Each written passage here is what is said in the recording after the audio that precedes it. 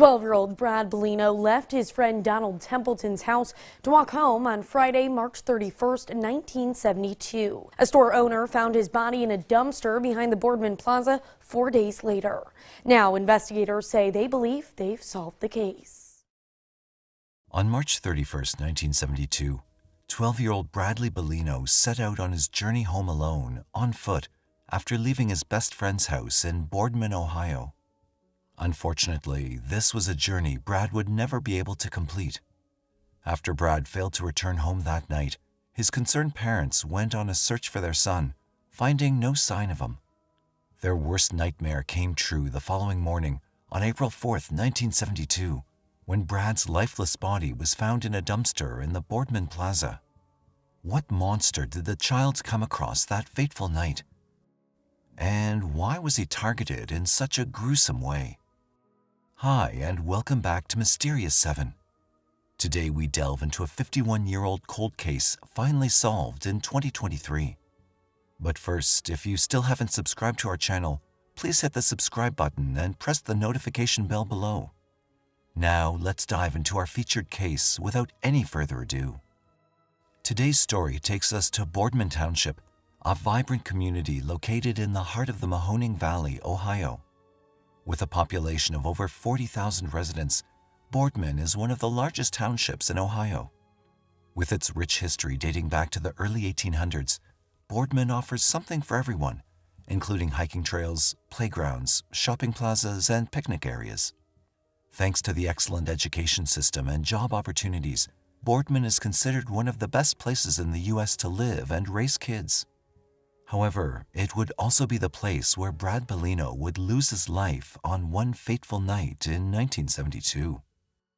Bradley Balino was born on April 7, 1959, to parents Joseph and Eliza Balino.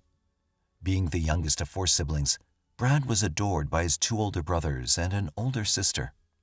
While Brad's dad worked at a steel company, Youngstown Sheet and Tube, his mom Eliza worked as a buyer for Lane Bryant. Brad, who was known as a cheerful and outgoing child, was a good student and excelled in sports, especially baseball. Through this shared hobby, Brad became close with another boy at his school, Donald Templeman. By 1972, Brad was in the 6th grade at the Boardman Center Middle School, where he regularly played baseball with his best friend Don. Don was the pitcher, Brad was the catcher, and Don's dad was the coach. Both boys were closely bonded to each other, often roaming the town and spending their nights at each other's homes. After school, they mostly spent their spare time with each other doing various activities, which included watching movies and hanging out at various stores around town. While Brad's parents were at work, Brad would often ride the bus home with Don and have dinner at Don's house. They'd practice baseball together, and then Don's mother, Mrs. Templeman, would drive Brad home at night. It was leaving Don's house where Brad would sadly be seen for the last time. It was Easter break on Friday, March 31st, 1972. With no school that day, Brad had decided to spend the afternoon with his best friend Don. After following their usual routine of roaming around the town, Brad ended up back at Don's house in Applewood Acres, which was known as a nice upper-middle-class development area at the time. That night, Brad was supposed to go back home after hanging out with Don, but both boys wanted to spend more time together. That evening, Brad called home to ask permission to stay overnight at Don's place, but unfortunately, Brad's father, Joseph, wanted him to return home. When it was time to go home, Brad did not have a ride that day. Mrs. Templeman was at the grocery store, so she couldn't drive Brad home, as was their normal routine. Donald's father, Mr. Templeman, was also unable to accompany him, being in bed sick with the flu. Brad's father was unable to pick him up, and his mother was at work. When Brad left around 7:30 p.m., he decided to walk the 3 miles back to his house on McClurg Road. He was oblivious as to what destiny had in store for him that night. When Brad did not make it home by 9 p.m., the Balino family grew worried for him. Assuming that Brad was still at the Templeman home, his father called Don's mother. The alarm bells were immediately raised when Mrs. Templeman informed Joseph that his son had headed home hours prior. Brad's parents then went out searching for their son, following the same path which Brad would have taken coming home, but they found no trace of him.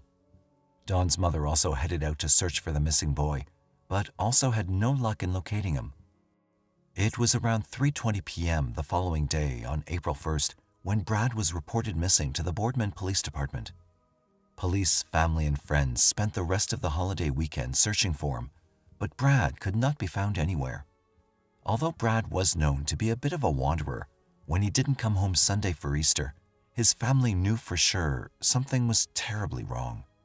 Brad was someone who was known for hitchhiking a lot, and that worried everyone, as they feared that he most likely had fallen into the wrong hands.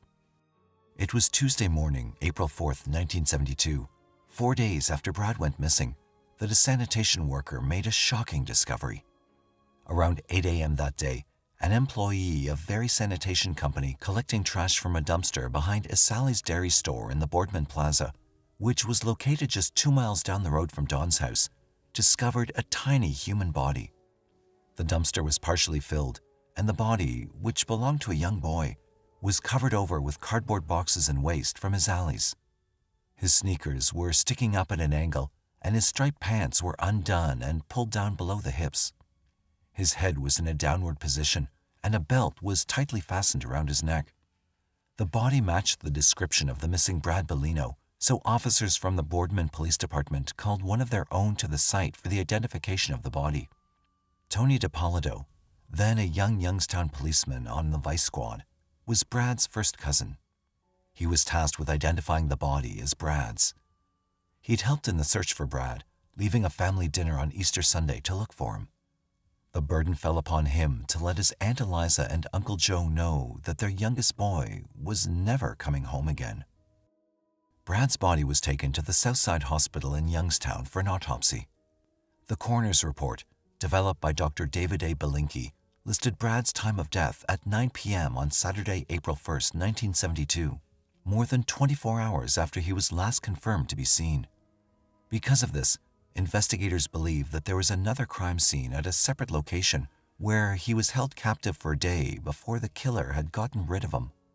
However, there were conflicting reports on this, as retired Boardman Police Chief Jack Nichols would later say that it's unlikely Brad was seen Saturday, as the meal in his stomach at the autopsy was chicken and pineapple, the dinner he ate at the Templeman residence on Friday.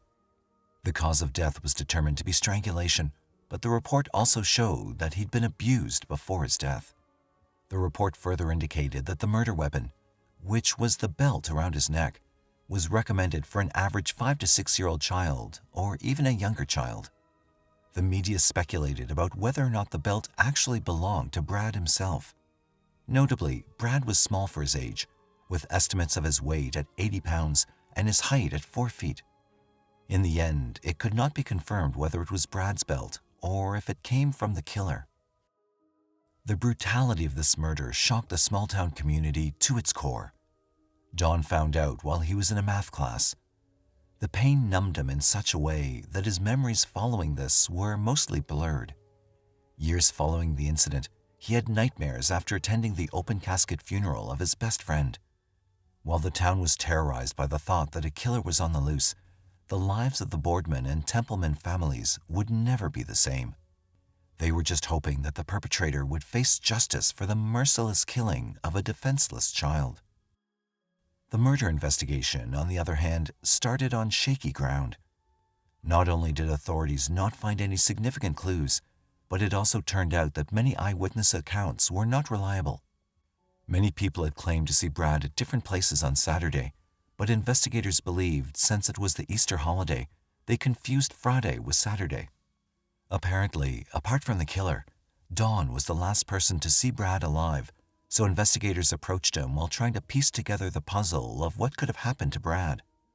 And Don had quite a story to tell.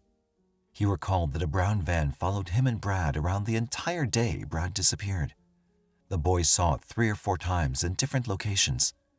At first, they joked about the creepy van, but after the 4th time, it got them so scared that they immediately went back to Don's house. Don believed that whoever was in that van waited until he was alone and then took him. But he could not provide a descriptor of the driver, and no strong clues were developed from this lead. Detectives also interviewed several people around the town, but everything was proven fruitless. With nothing to go on, the investigation did not go far. In June of 1972, the Templeman family left the Boardman area and moved to Tennessee.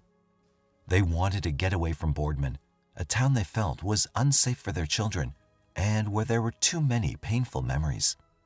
Don would spend his entire childhood looking over his shoulder, thinking that there was someone out there about to get him. He'd later say that his parents were never able to forgive themselves for not ensuring Brad's safety that night, which led to the horrendous tragedy. But investigators failed to come up with a suspect. As Brad's family mourned their loss, the case lay dormant for years, with periodic developments. Detectives regularly revisited the case in the hope of one day finding new evidence that could solve it. Former Boardman police officer Robert Rupp stated that he went all over the county pursuing leads, even visiting North Carolina on one occasion. Boardman detectives called Don around the year 2000 when he was on his way to Disney World with his wife and kids while they were investigating the case. At this point, Don hadn't returned to Boardman for 25 years, spending most of his adult life in California and running a company in Pittsburgh. This was the first time he heard from the authorities after 1972 when he left town. As investigators approached him for another round of interviews, he sent his family to play pool while staying back and talking to police for about an hour. Detectives hoped to surface new information from this approach, but it was an entirely different approach that ultimately delivered them a lead. Just a year after this encounter, in 2001, following advancements in DNA technology, investigators took the bold step of exhuming Brad's body. The step remained successful as forensic scientists were able to collect bodily fluids from Brad's remains as well as his pants, which did not belong to Brad. However, there was no hit to match it on the nationwide system CODES. It was around 2007 and 2008 when Detective Jack Nichols from the Boardman Police Department was assigned to the Brad Balino cold case along with Bob Rupp, a much more senior detective than Nichols. Together, they sifted through the massive paperwork and hundreds of boxes before finally being able to identify 7 persons of interest whose names came up repeatedly throughout the investigation. They didn't have enough evidence to even consider the men as suspects, but the detectives were able to obtain search warrants. However, none of the tips led to anything but dead ends. The next lead came in after another decade, in 2018, with the rise of genetic genealogy, a new DNA technology that's capable of tracking a person through their relatives and family tree. This was the technique that would finally provide the breakthrough police needed. In 2018, Boardman police began working with Parabon Nanolabs, a company that provides DNA phenotyping services for law enforcement agencies, bringing closure to decades-old unsolved cases. With their initial findings in this case, Parabon informed the Boardman police that they were likely looking for men of European descent with fair or very fair skin with freckles, brown or hazel eyes, and black or brown hair. But it would take a few more years before Parabon could come up with specifics.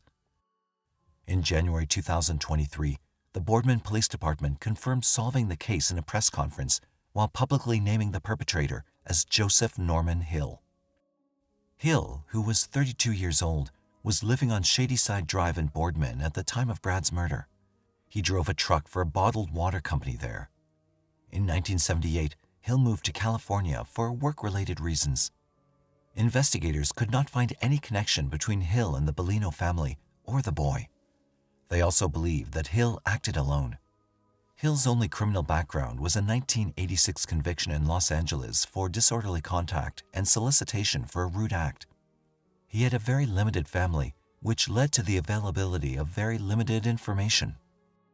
While the news was a relief, justice could not prevail in the half-century-old case, as Joseph Norman Hill died of natural causes in July 2019 in an assisted living facility in Yucaipa, California. Since Hill was not around anymore, investigators were forced to look into his family tree in an attempt to obtain a DNA sample. A relative voluntarily gave DNA that showed Hill as a 98% match for the DNA found on Balino's body. A 100% match, however, was not possible because Hill was cremated after his death and he had no DNA on record to test. a forensic scientist with the Bureau of Criminal Investigation, was comfortable agreeing it was Hill's DNA that was found on Brad's clothing and his body. While Hill could not be held accountable for this awful crime, we can only hope that Brad's family can find solace in knowing who is responsible for taking away their loved one after waiting 51 years for answers. Detectives are now digging deeper to determine if Hill might have been connected to other cold cases in both Ohio and California since 1972. Do you think that Joseph Hill has more victims? Or do you think it was a random attack? Let us know your thoughts in the comment section.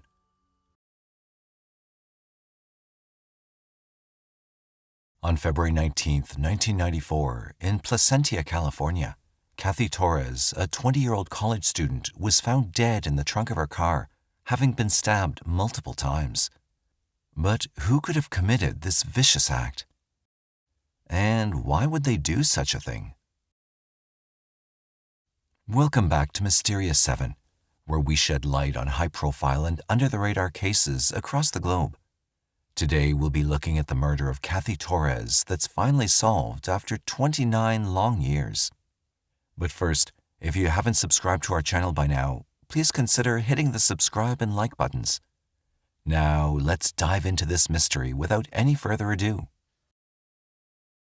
Our story today takes us to Placentia, a relatively small city in northern Orange County, California, with a population of just over 50,000 people, over 18,000 of which are from the Hispanic community, roughly 35%, according to data from the 2010 U.S. Census. They have tight-knit communities in many neighborhoods within the city.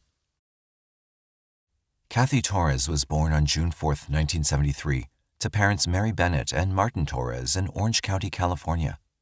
She was raised by both parents until they separated when she was in high school.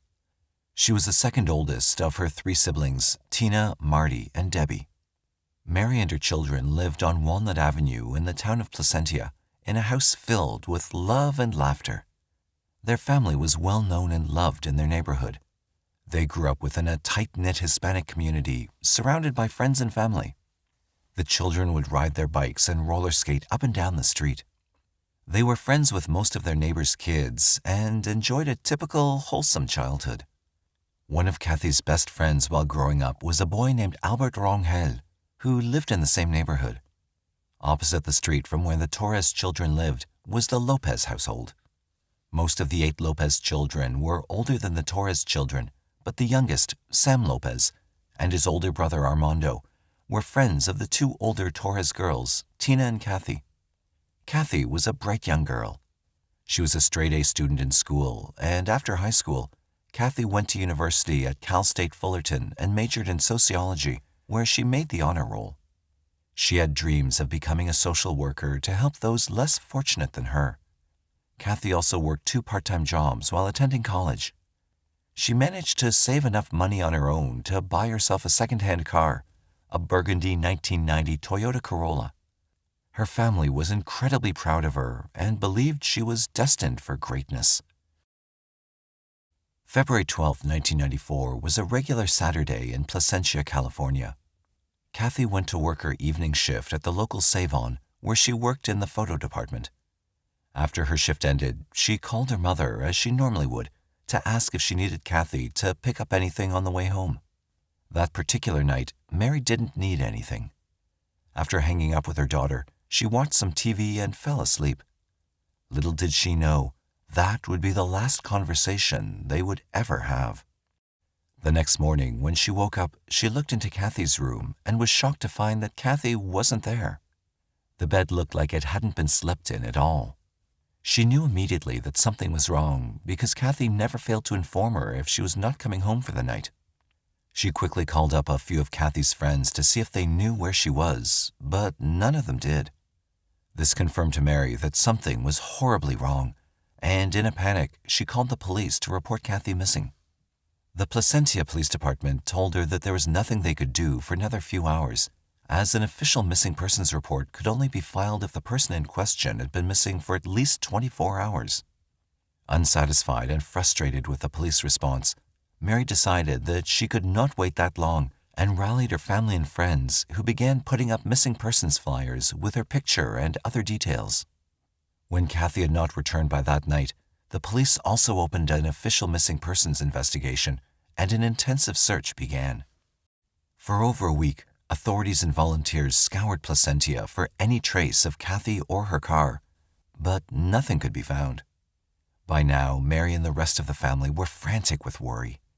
They knew something had happened to Cathy, but not knowing what, or whether she was even alive, was beginning to torment them. Finally, a week after she failed to return home, they were put out of their misery of not knowing. A patrol officer was passing by a hospital parking lot, only about 2 miles from the Save-On where Cathy worked, when he spotted a burgundy Toyota Corolla in the parking lot. Upon further inspection, he saw that the number plate matched Cathy's, and when he looked into the car, the front seat and the bumper were soaked in blood. The officer immediately notified the police department, and within minutes, detectives and forensic investigators were at the scene. When detectives arrived, they decided to open the trunk of the car. When they did, they were shocked by the sheer brutality of what they found. Cathy's body was crammed inside. She'd been stabbed upwards of 74 times. The autopsy later revealed that she'd been stabbed in the face, head, back, and had received fatal cuts to her wrists and neck. She had scratches on her arms and hands. One shoe was later found in the front of the car, which meant that she'd kicked out violently while being forcibly stuffed into the trunk. This indicated that Cathy had still been alive when she was shoved inside. The cause of death was ruled as exsanguination, or loss of blood from the multiple wounds she'd received. Police also determined that she had likely been killed elsewhere, and the car and body had been stashed in the parking lot afterwards. The driver's seat of her car was fully reclined, but Cathy was only 4 foot 10 inches, which pointed to someone else driving her car the night she'd been killed. Her purse was also missing, which initially made police consider that it may have been a random robbery. But the fact that she'd been attacked so viciously and stabbed so many times indicated that this was a crime carried out in anger. This indicated that the attack was personal, and the killer was likely someone she knew. With this in mind, detectives began their investigation. Detectives first interviewed Cathy's family and friends to find out if there was anyone who may have wished her harm. When police looked deeper into Cathy's relationships at the time, they learned that she had recently reconnected with her high school sweetheart, Sam Lopez, who had grown up in the house across the street from hers. About 5 months prior to her death, her older sister Tina had married Sam's older brother, Armando Lopez.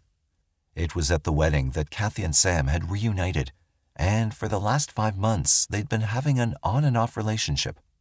When police asked around about Sam's whereabouts at the time of the murder, they learned that he and his older cousin, Xavier Lopez, would often spend time at the Save-On where Cathy worked.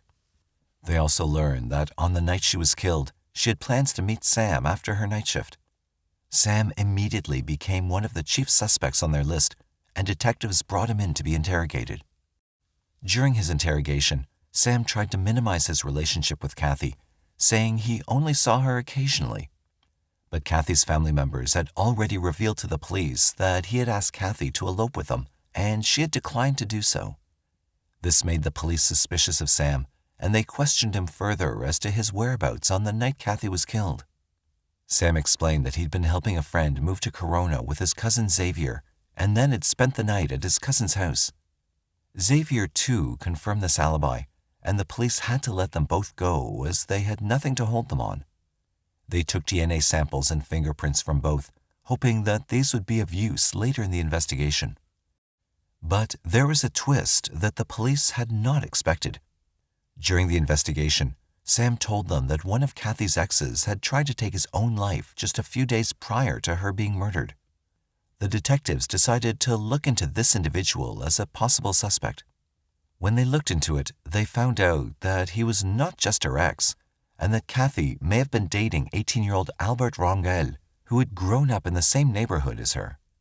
However, there was no way that Albert could have been the killer, as just 5 days before Cathy went missing, he had tried to take his own life, but had not been successful and had been in a coma afterwards. They learned from his grandmother and mother that Cathy had come to visit him in the hospital every day till the night she disappeared, and introduced herself to them as his girlfriend. It was also rumored at the time that one of the reasons he tried to take his own life was that he wanted to have a more serious relationship with Cathy, who had declined his advances. Police were unsure if these two incidents were connected, but they now had their eyes on these two individuals who had both wanted more serious relationships with Cathy and who had both been rejected by her. But at the time, Sam, who'd lied to them during the interview about how close he was with Cathy, seemed the more viable suspect to the investigators. Mary, too, told the police that she believed Sam was responsible for the death of her daughter. She stated that, while the older brother, Armando, who was married to Tina, was a respectable man, Sam and Xavier were delinquents, and she was sure they were involved in some way. Detectives also felt that Sam was the most likely culprit. They brought in Cathy's car for forensic testing and found fingerprints on the lip of her trunk and on the back panel, yet there were no matches in the database. They tested these against the samples they'd taken from Sam, sure that it was his, but were shocked when it was not a match. Eventually, with no further leads to follow, the case went cold. In April 1997, the case was reopened. Mary learned that the Placentia Police Department had received a grant to work on cold cases and contacted Detective Darren Wyatt and asked him to reopen Cathy's case, which he agreed to. When Detective Wyatt looked through the evidence from the initial investigation, he noticed a shocking mistake that the police had made. They had been so focused on Sam as a potential suspect that they had never tested Xavier's fingerprints against the ones they had found in Cathy's car. They ran his fingerprints against the ones that were found in the car, and in June 1997, the police were finally given the results they were looking for. Xavier Lopez's DNA was found on the back panel of the car, and his fingerprints were found on the lip of the trunk. Xavier was brought in for questioning by the police. They asked him if he had ever been in Cathy's car or helped her carry groceries or repair her car. He denied all of this, and police were overjoyed, as he had essentially just admitted that the only way his fingerprints could have been there was if he was involved in the murder. They were sure they had their man. In October 1997, Xavier Lopez was charged with the murder of Cathy Torrez. But within days of his arrest, all charges were dropped against Xavier, and the district attorney told detectives that the evidence they had was insufficient. Unless they could find the murder weapon, find his DNA or fingerprints on her body, not just on the car, or get a confession from Xavier, he was going to walk free. Detectives tried their best to procure this evidence, but were unable to do so, and had to release Xavier and drop all charges against him. They were back to square one, and once again, the case went cold. When the Torres family learned of what the police had found, this only further cemented their belief that the Lopez boys were responsible for Cathy's death. The Torres and Lopez families continued to live across the street from each other, and Mary would look across every day and see Sam and wonder how he could live with himself after what she was sure he'd done. Tina, too, questioned her husband Armando about how his cousin Xavier's fingerprints could be on the trunk, but he said it must have been a mistake, or they were from a long time ago, and he was sure that his brothers were not responsible. In the years that followed, Mary, Tina, and the rest of Cathy's family continued to beg police to look deeper into the Lopez family, as they were sure that they were responsible for the murder. However, police were unable to take any further action until new evidence presented itself. Finally, in 2006, Mary and Tina discovered some letters that Sam had written to Cathy prior to her death. The letters revealed that they didn't have the best relationship. They suggested that Sam was at least verbally abusive, and probably physically abusive too. This was the push the police needed to continue their investigation. In 2006, the police set up 24-hour surveillance on Xavier and Sam's houses. The police found it odd that Xavier would spend many nights at his cousin's house. By this time, Sam was married and had a child. In 2007, investigators decided to retest all of Cathy's clothing for DNA in case the developments in technology since the initial investigation could catch something that they may have missed earlier. When the results of these new tests came back, Xavier's DNA was found on Cathy's sock and on her shirt around the armpit area. Again, police were shocked that Sam's DNA was nowhere to be found, but now they at least had enough evidence to charge Xavier with the murder. However, when they brought Xavier in for questioning, they finally got what they'd wanted all along. Afraid that the evidence was mounting against him, Xavier changed his statement. He claimed that he was in his truck when the couple got into an argument, during which Sam attacked Cathy. He had then only helped Sam in disposing of the body. This was a twist police were not expecting. They didn't think that Xavier would give up his cousin when questioned. Following this confession, they were now able to bring Sam in for questioning as well, and charged him with the murder of Cathy Torrez. The case eventually went to trial, a long one which lasted for many years. At Sam's trial in 2015, the prosecution claimed that Sam was angry that Cathy had turned down his marriage proposal. He finally confessed to the murder and apologized to the Torrez family for taking their daughter from them. He told the court that he and Cathy had met up after she finished her shift and went to a restaurant. They got into a heated argument, which led to Sam punching and stabbing Cathy. Xavier was waiting nearby and helped Sam to move Cathy to the trunk of the car. They then drove to the hospital, where Cathy and her car were later found. Sam was ultimately found guilty of first-degree murder and was sentenced to 26 years to life in prison. Meanwhile, Xavier Lopez was sentenced to 4 years and 8 months after pleading guilty to involuntary manslaughter. But there was one final twist that no one was expecting. Police still wondered how these two cousins had managed to evade them for so long. During the trial, the final missing piece of the puzzle fell into place. They learned that Armando Lopez, Sam's older brother who was married to Tina, Cathy's sister, had also been aware of the murder. Armando Lopez also admitted to helping his brother and cousin commit the crime. He pleaded guilty to dissuading a witness from reporting a crime and was sentenced to a year of probation. It took police over 2 decades, but they were eventually able to untangle the complex web the three brothers had woven together that allowed them to evade charges for so many years. It showed that even though their families had come together for the wrong reasons to try and cover up the murder, in the end, it was not enough to escape justice.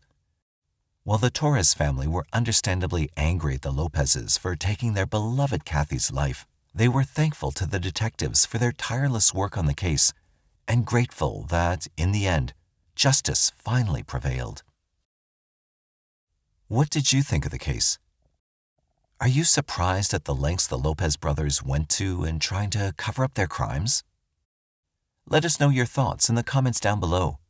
And if you enjoyed the video, please like, share, and subscribe to the channel. Until next time, stay safe and thanks for watching.